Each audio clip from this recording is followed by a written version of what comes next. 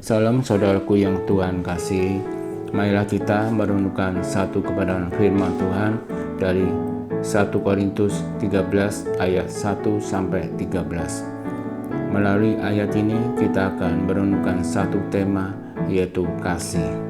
Saudaraku yang Tuhan kasih, berbicara tentang kasih. Kasih bukan hanya dalam bentuk ucapan, tetapi kasih adalah perbuatan. Kasih bukan hanya lambang, tetapi kasih merupakan gaya hidup kita.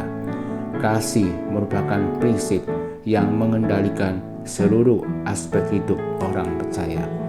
Jadi kasih harus menjadi karakter dan gaya hidup kita sebagai orang Kristen yang berbeda dari orang lain. Itu berarti kasih harus bertumbuh dalam Kristus. Saudaraku yang Tuhan kasih, dalam surat Paulus kepada jemaat yang pertama di Korintus, Paulus menyampaikan 3 hal yang penting.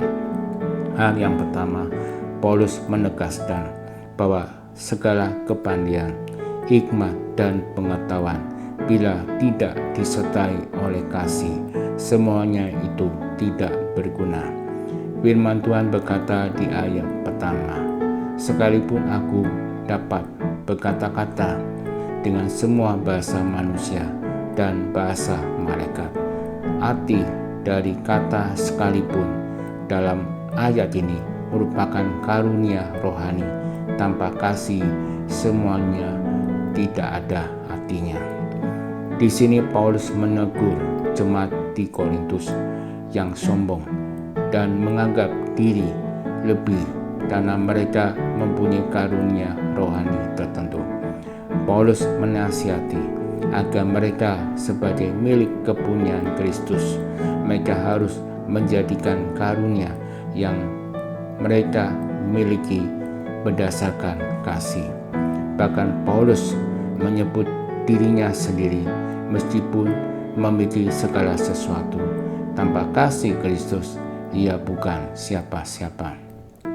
Hal yang kedua, Paulus menyampaikan bahwa kasih mencerminkan sifat dari Kristus itu sendiri.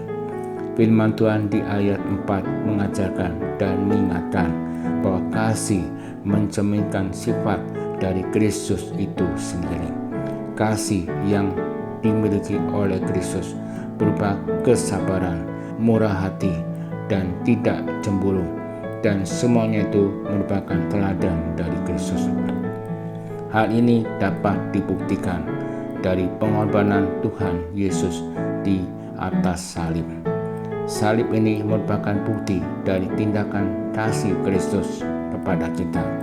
Oleh sebab itu, kita mengasihi karena Kristus lebih dulu mengasihi kita. Kasih itu akan mengarahkan kita untuk selalu berpikiran positif terhadap orang lain. Di ayat 4 ini menggambarkan bahwa orang yang hidup bagi Kristus, orang itu memiliki kasih serta memperoleh anugerah dari Allah untuk melakukan kasih kepada orang lain. Hal yang ketiga, Paulus menegaskan bahwa kasih bukan hanya lebih utama daripada karunia rohani. Firman Tuhan di ayat 13 mengatakan bahwa kasih lebih besar daripada hal yang dianggap penting, yaitu iman dan pengharapan. Di ayat 13 ini menggambarkan bahwa iman dan pengharapan tanpa kasih menjadi suram. Jadi kasih merupakan pengenapan dari iman dan pengharapan. Saudaraku yang Tuhan kasih, apa yang dapat kita ambil dari firman Tuhan ini? Firman Tuhan ini menjadi bahan koreksi bagi hidup kita. Apakah kita mengasihi orang tua atau kita tidak peduli dengan orang tua? Maka dari itu, melalui hari orang tua, marilah kita menggunakan kasih kita untuk menjadi berkat bagi orang lain. Kasih Kristus harus menjadi ciri hidup kita sehari-hari. Saudaraku yang Tuhan kasih, marilah kita mengasihi orang tua bukan hanya dengan kata-kata, tetapi melalui perbuatan dan sikap kita dalam menghormati orang tua. Kiranya Tuhan menolong kita.